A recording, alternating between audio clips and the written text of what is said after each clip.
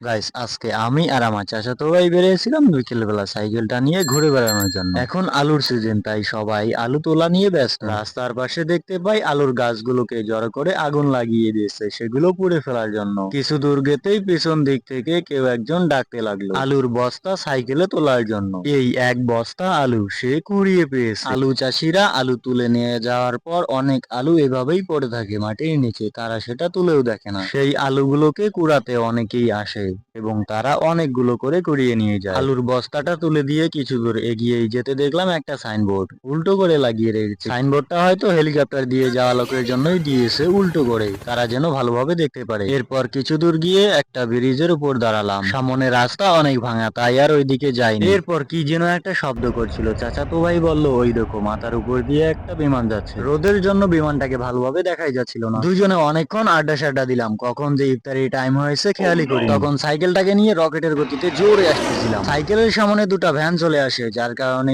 স্পিডটা কমিয়ে দিতে হলো। আমি গিয়ে ইফতারি করতে থাকি। তোমরা ভিডিওতে লাইক দিয়ে চ্যানেলটা সাবস্ক্রাইব করে রাখো পরবর্তী ভিডিওর জন্য।